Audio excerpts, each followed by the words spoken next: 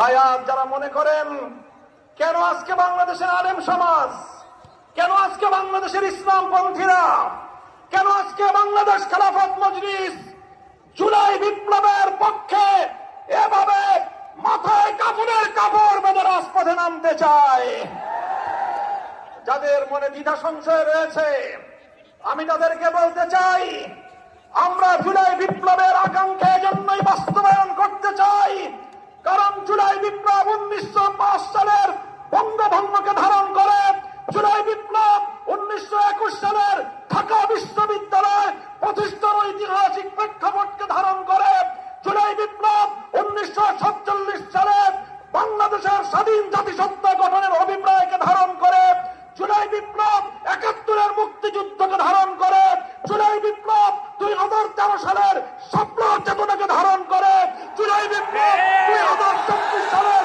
ছাত্র জনতার বৈষম্য বিরোধী আন্দোলনকে ধারণ করে। সংগ্রামী সাথী ও বন্ধুগণ, তাই যারা ইসলামকে ভালোবাসেন, যারা বাংলাদেশকে ভালোবাসেন, যারা বাংলাদেশের শতবর্ষের ঐতিহ্যের স্বাধীনতার সংগ্রামকে যারা ধারণ করেন, জুলাই বিপ্লবের বিপক্ষে তারা থাকতে পারে না। তাই আজ আমি ক্ষমতাসীন বিএনপিকে বলতে চাই, আপনারা ঐতিহ্যের 50 বছরের রাজনীতিকে বিশ্বাসঘাতকতা করবেন না। শহীদ জিয়াউর রহমান, বেগম খালেদা জিয়ার আদর্শের সঙ্গে গাদ্দারি করে বিএনপি টিকতে পারবে না। বাংলাদেশি জাতীয়তাবাদ এবং বাংলাদেশের স্বাধীন জাতিসত্তার যে আকাঙ্ক্ষা বৃত্তাঙ্গুলি দেখান, আপনাদের অস্তিত্ব বিলীন হয়ে যাবে। সংগ্রামী সাথী ও বন্ধুগণ, তাই আজ আমি স্পষ্ট ভাষায় বলতে চাই, বিগত 12ই ফেব্রুয়ারি গণভোটের মাধ্যমে বাংলাদেশের মানুষ নিরঙ্কুশ ভাবে সংবিধান সংস্কার করার যেই ম্যান্ডেট প্রদান করেছে, সেই ম্যান্ডেটের বিরুদ্ধে যদি বিএনপি অবস্থান গ্রহণ করে, আমরা স্পষ্ট ভাষায় বিএনপিকে লাল কার্ড দেখাবো।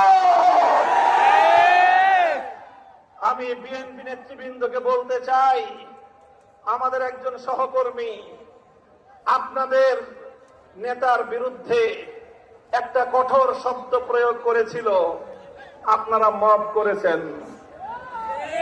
তাই আমি ব্যক্তিগত আক্রমণ, ব্যক্তিগতভাবে কাউকে কোনো কটু শব্দ উচ্চারণ করতে চাই না। তবে একটা কথা বলতে চাই, যেই 12ই ফেব্রুয়ারি নির্বাচনের মাধ্যমে আপনাদের জন্ম হয়েছে, আপনারা যেই 12ই ফেব্রুয়ারির গর্ভে জন্ম নিয়েছেন, সেই জন্ম নেওয়ার পরে এখন 12ই ফেব্রুয়ারিকে অস্বীকার করছেন, অর্থাৎ জন্ম নেওয়া সন্তান পিতামাতার বিবাহকে অস্বীকার করছেন। এর বেশি আর কিছু বললাম না। যদি আমাদেরকে বলতে বাধ্য করেন, আমরা এরপরে আর কোন ব্যক্তির ব্যক্তিগত সম্মানের দিকে তাকিয়ে আমরা আমাদের মুখ বন্ধ রাখতে পারবো না। মনে রাখবেন, জুলাই বিপ্লবের ভিত্তিতে যেই গণভোট হয়েছে, সেই গণভোটে এদেশের ছাত্র জনতার 24-এর বিপ্লবের যে গণ আকাঙ্ক্ষা, রাষ্ট্র সংস্কার, রাজনৈতিক বন্দোবস্তের যেই সংস্কারের দাবি, সেই সংস্কারের দাবিগুলোই পয়েন্ট আকারে গণভোটে 4টি পয়েন্ট আকারে জাতির সামনে উপস্থাপন করা হয়েছিল। জুমার টিভি 24, সত্যের পথে মানুষের সাথে।